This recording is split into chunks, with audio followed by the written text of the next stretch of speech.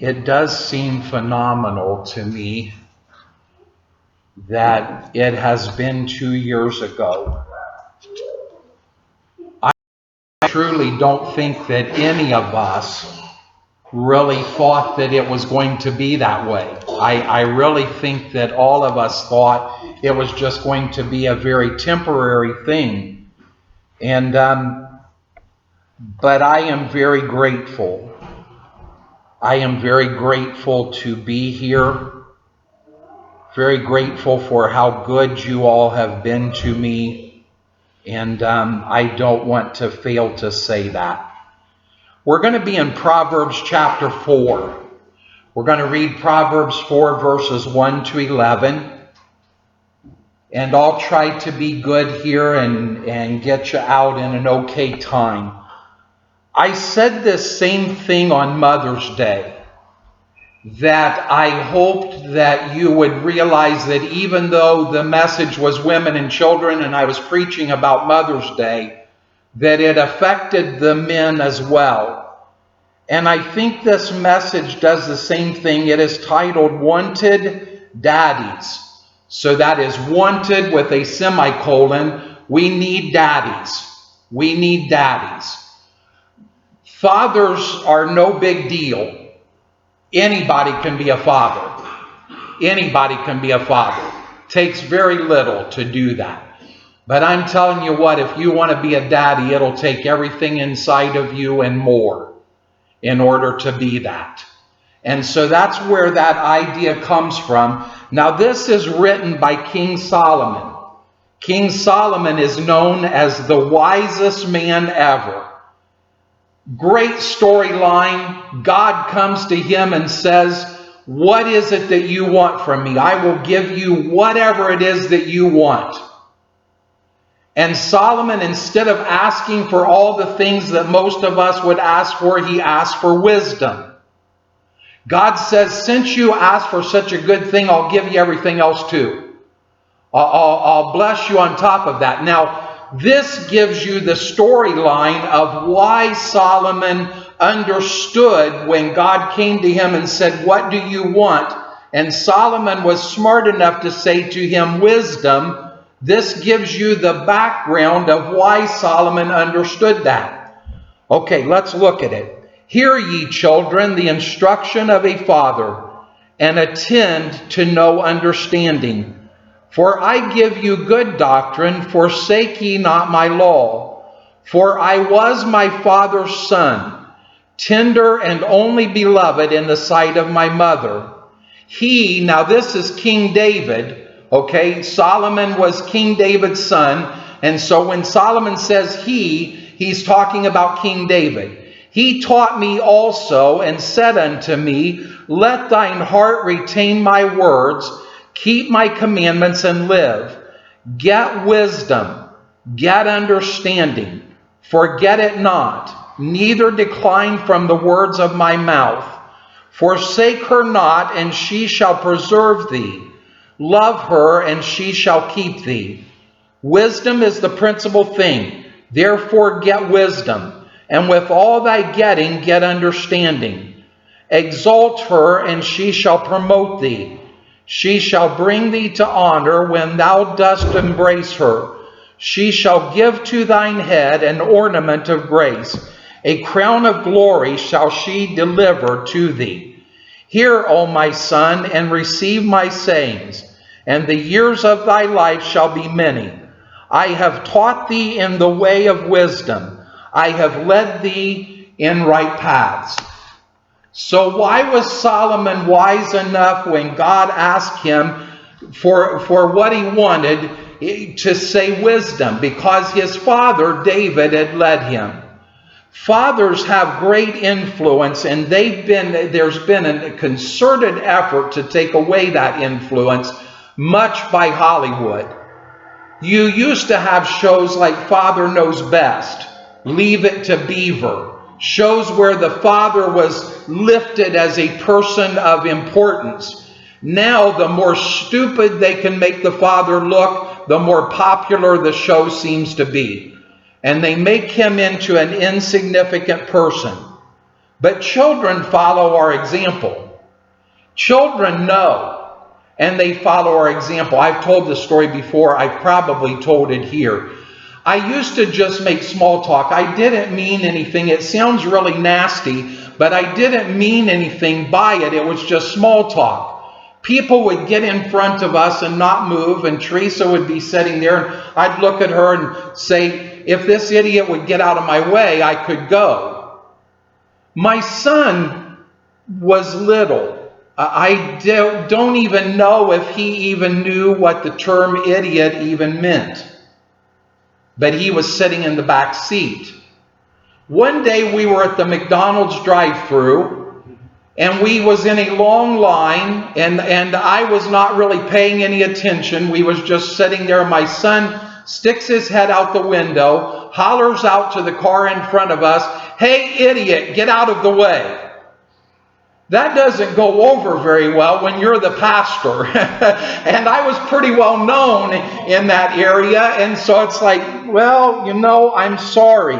But you find out that your children are paying a lot more attention to you than what you may think that they are. And they will follow in your footsteps. If we're only a Christian at church time, then that's what our kids will be. I tell the story of a lady that used to come to the altar. She came to the altar on a regular basis. She would weep and cry. "I don't want to be lost. I want to make it to heaven." And then she would testify how God had ministered to her, and she was praying through, and then she would leave the church. And 5 minutes after being home, she was screaming at her kids, telling them that she was tired of them. She didn't want any more to do with them. They could go live in an orphanage. That was, she didn't want anything to do with them. Now that becomes their picture of Jesus. That's who Jesus is. Jesus brings you to the altar, gets your heart right with him, and then you come home and talk to us that way. After many, many years, I led the little girl just not too long ago. I led the little girl to Christ in her life, and she's struggling, but she's trying. The son is a terrible person. Doing drugs, dealing drugs, all kinds of issues. Our kids will follow the example that we give to them. We aren't losing the kids because of let me rephrase that. We are losing the kids because of a lack of relationship. The media and the school systems and their friends are not the real problem. They are just symptoms. We are the problem. That's the reason that the kids are rejecting the truth, not because of our government, but because of our church. Our churches are not... I had a young lady just the other day that was saying to me, I don't really believe in anything in Christianity. As I was talking to her, she said, I went through all of the catechism classes and all that stuff. I didn't understand, but nobody would explain it to me. They just told me, just believe what we tell you. And that doesn't work. We've failed in that area. The reality is they tell us the average father in America spends less than 7 minutes a day in meaningful conversation with their children. Less than 7 minutes a day they spend in meaningful conversation with their children. Now here's a statistical thing that'll show you what that's doing to us. This is a little bit older statistic, so it's probably worse now.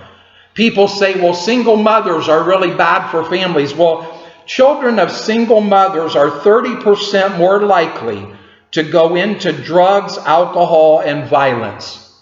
That's terrible. That's terrible, okay? But listen to the second part of that. Children of two-parent homes where relationships with the dad is fair to poor are 68% more likely. That means more than double where the dad is there, but the relationship is only fair to poor. They are double more likely to go into drugs and violence and prison. In media and education, they teach that the father isn't important. In families where the relationship with the father is good to excellent, the child is 94% less likely to go into drugs, prison, and violence. 94% less likely when the dad is the dad that he should be. It changes the circumstances tremendously. Ann Kimmel, who was an extraordinary Christian missionary, author, and speaker, said the one thing that she remembered about her father was that he would be up praying when she woke up, and she always fell asleep to her father praying. What will your kids remember about you? Now let me step back for just a second and say this to you. I've told you this before. One of the greatest things, they called it prophesying. I don't care much about the terminology, but the lady was praying over me and she said, "You will be the daddy to thousands." I was still a young man at that point in time. I was kind of like, yeah, I don't think I want to be the daddy of thousands. That doesn't even... But what the truth was is that I've discovered you can be the daddy of any child. You can be the daddy of any child that comes into your pathway. You can care about them. You can nurture them. You can mentor them. You can invest in them. And so that is something that you might say to me, well, I'm not a daddy. Okay, if you're not a daddy, then you can be that person in some little one's life. And sometimes it isn't even the little ones. I've got kids to this day that are 50 years old that still call me daddy. And that's almost as old, not quite, but almost as old as I am. They also blame me for the reason that they think the way that they do, because it's like, it was you that influenced us. And so, but I think maybe that's a good thing. That's something that we want to leave behind. Being a dad doesn't end at the age of 18. My dad carried a lot of influence on me. Many times, I wish that he was alive today. He was a pastor for many years. For many years he was in the ministry. And I wish he was alive today for those times when it doesn't make sense. I've been asked before why I went into tattoo parlors and to prisons and to nursing homes. Why I was willing to work with people that nobody else wanted, nobody else cared about. Maybe because I remember my dad kneeling down in a gravel parking lot and praying with the town drunk and getting him to accept Christ, and then discipling him on an ongoing basis and leading him in his walk. I remember my dad, and Roger, you'll know this one. You won't know this part of the story, but you'll know the man that is involved in that. Dad helping a young man who was just starting out to get his first preacher's license. It was just a local preacher's license. That man grew on to become the head of the evangelism of the worldwide Church of the Nazarene, Nelson Purdue. I was good friends with Nelson's two sons. And I tried a while back to get Nelson to come and preach a revival for me when I was in Ohio. And he was like, "I'm sorry, Mike, I'm booked up for like 7 years in advance," kind of a thing. Yeah, I couldn't even come no matter what. But I remember my dad having that influence in such a wonderful man's life. See, that wasn't his son. But he had that influence. Ministry destroyed my dad. Ministry totally destroyed him. He lost out on everything. One of my greatest treasures in my ministry career was getting to sit with him on the edge of the bed. He had had a terrible stroke, was totally bedfast. And I sat on the edge of the bed with him, and he was like, "Son, I need to get my life back right with the Lord." And I was like, "Dad, you know what to do." And we sat there and we prayed together, and I saw him do that, and his life was changed before he died. But it was an influence that he had on me. I still laugh to this day because I like to use the term hogwash. And Dad always told me, don't use the term hogwash. That's not a proper term. And I go to use the word hogwash, and immediately I see my dad in my mind's eye telling me, don't do that. In today's society, we are taught that a good dad is the one that pays child support. That is absolutely not true. You should support your child, by the way. That's not saying that. But a good dad is the one that spends time with his children. James Dobson says children spell love, T-I-M-E.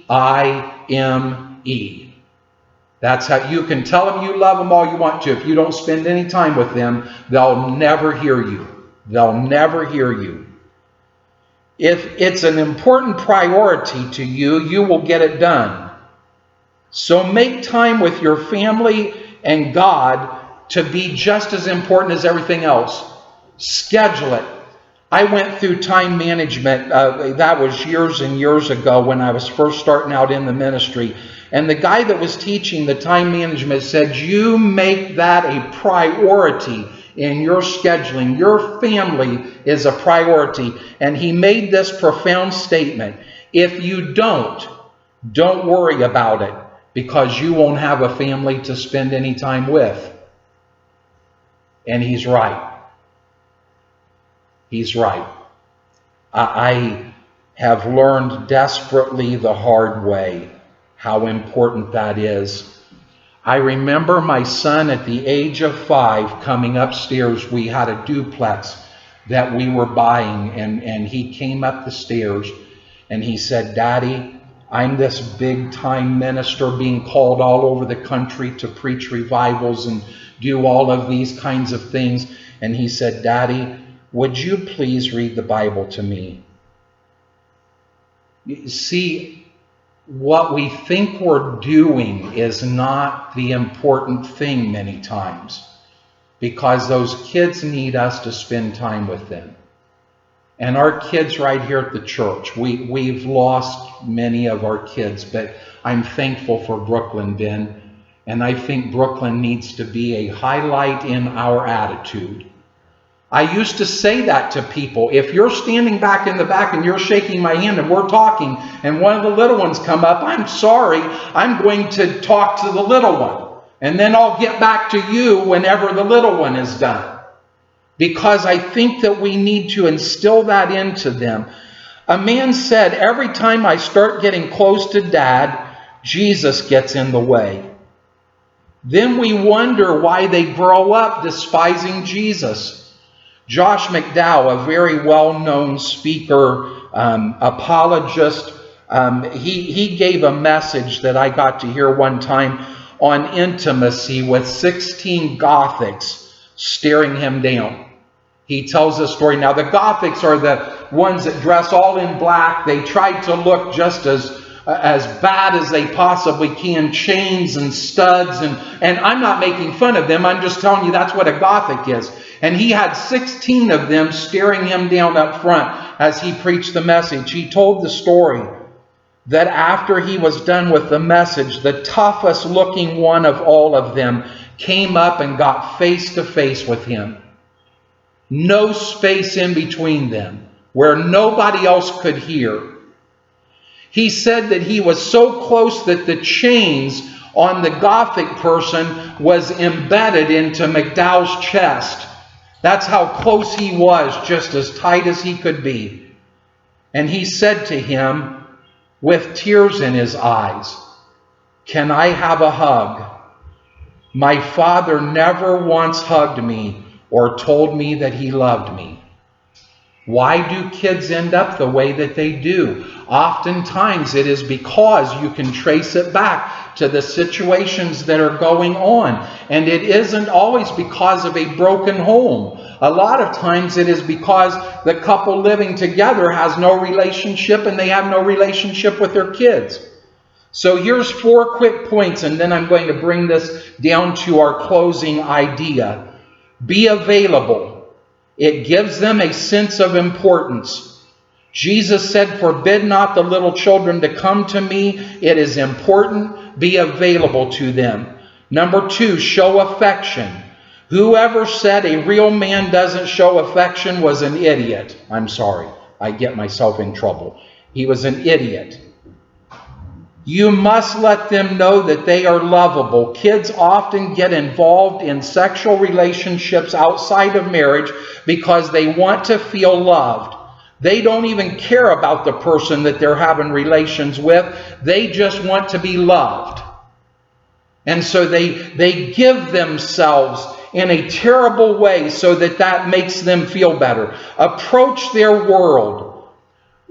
Don't just say, well, you're a good kid if you can shoot the basketball through the hoop. I've been with parents like that. Or if you can hit the home run at the end of the game. Or if you can take down the 6-point buck or the 10-point buck. Then you are a good kid. No, it doesn't matter what your interests are. I need to be involved in your interest. I'll go to the games if it's games. I'll go to, even if I hate doing what I am doing. I can remember going to a movie. I don't know how many of you are familiar. I think it was Pokemon.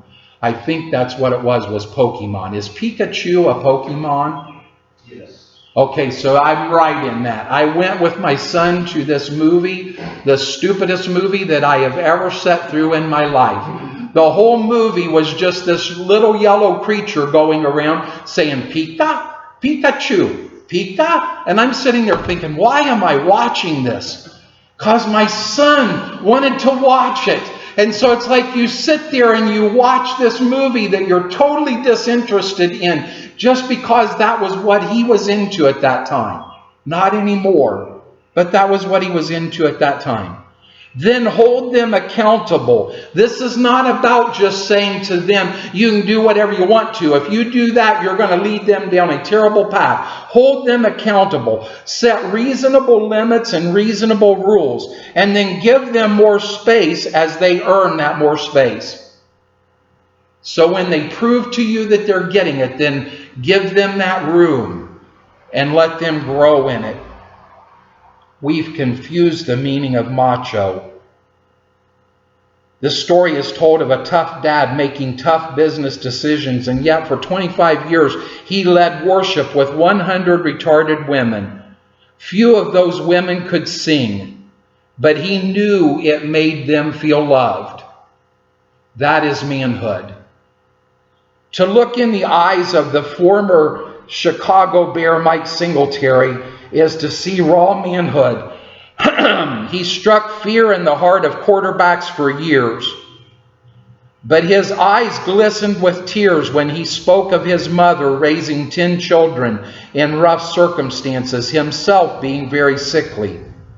They sparkle with laughter as he bounces his daughter on his knee or tosses his son into the air.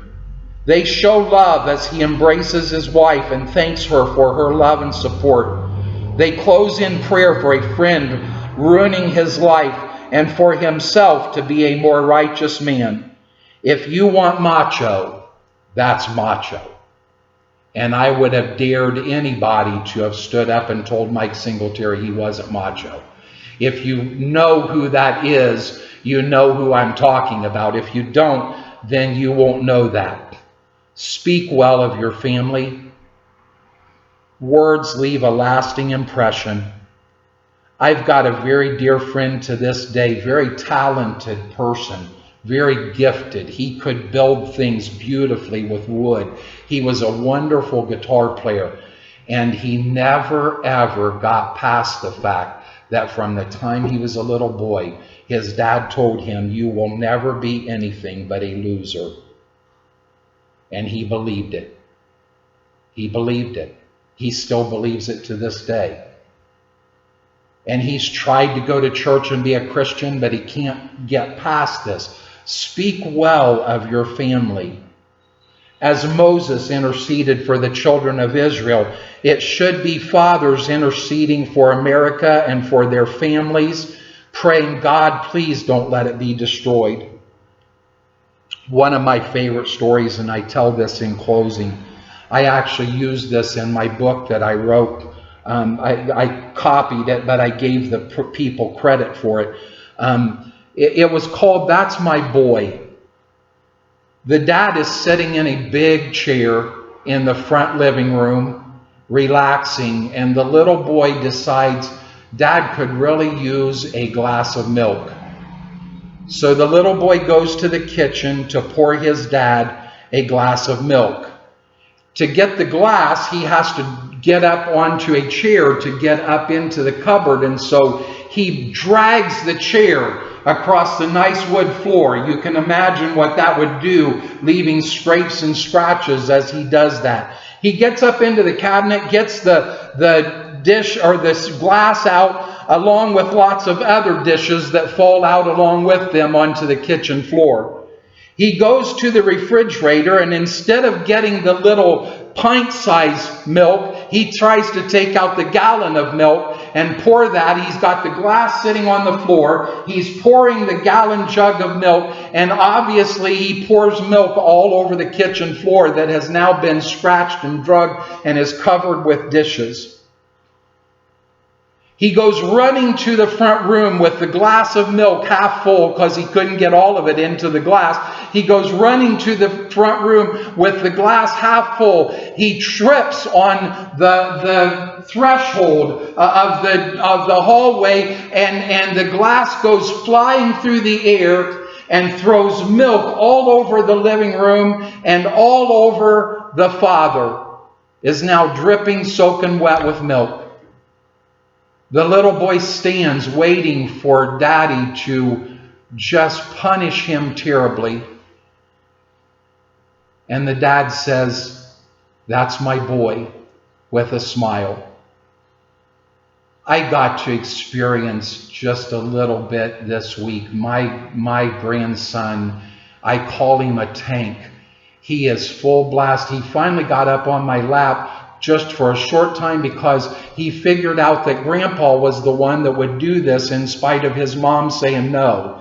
And so Mom was saying no, and he comes over and climbs up on Grandpa's lap and hands it to me because it's like, I know Grandpa will do this for me. But he's a tank. He just runs full blast all of the time.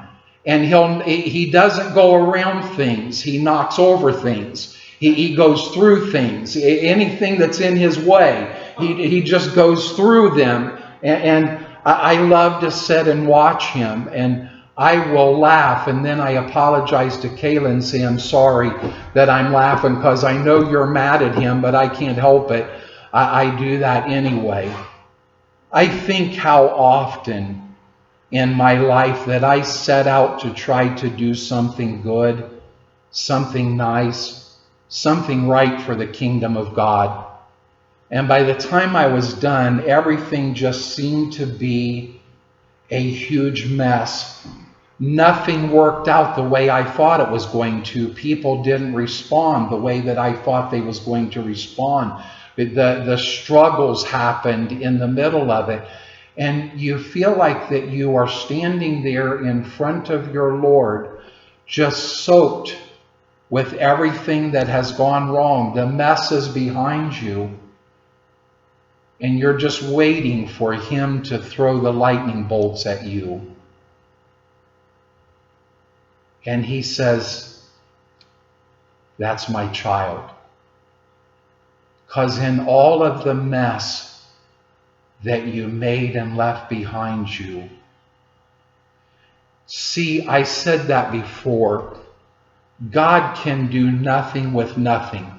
If you don't try at all, if you don't make any effort at all, if you just sit and say, whatever, God can't do anything with that. But if you do what he tells you, even if you mess it up, if you do what he tells you, he can make something beautiful out of the mess that you've made. And instead of him coming down on you and telling you how horrible you are and I'm going to send you to an orphanage, he fixes what we have messed up. That's what Daddy does. That's why in the scripture, when it says that his spirit deals with our spirit, and we cry out, Abba, Father, that term Abba was a term that the Jews would have never ever used in relationship to God, because it was the same thing as saying daddy. I'm calling you daddy, Lord. I just need to crawl up on your lap and just know that everything is going to be okay. Because, things just aren't okay. They're just kind of a mess right now. I just need you to, and he's always ready for you to do that. I thought, as I was preparing this message and put it together, I thought, God, please, that's the kind of man that I want to be. That's the kind of man that I want to be. I want everybody around me to know, anytime, whatever they are going through, whatever their issues are, they can come. I may not have their answer, but I know the one that does have their answer, and so I can fix that through him in doing that. That's the kind of person that I want to be. So God help us, because we need daddies. We need mommies. Because anybody can be a father. Anybody can be a mother. But when you take on that terminology of daddy, mommy, that's the ones that will influence those kids for a long time to come. I laugh at that statistic, just in closing. I laugh at that statistic of the average father spending less than 7 minutes a day, because I am on the phone with my children on a regular basis. Don't tell them, even though my daughter will see the video. Don't tell them, but sometimes they drive me crazy. But it doesn't matter if they drive me crazy, because they've got my ear always, no matter what. We need daddies. We need mommies to influence the children. Father, thank you for helping me to get through this today. Thank you for your many, many blessings. Thank you for the 2 years that we have got to spend together in this place. The wonderful people that have come into my pathway over those 2 years. I'm so grateful to you. I hope somehow that influence is taking place in their lives, and I know that it is taking place in mine. Go with us and bless us as we go through the remainder of this day. Give a special blessing to the fathers on this special Father's Day, and we ask this in Jesus' name. Amen. Thank you, everybody, for listening.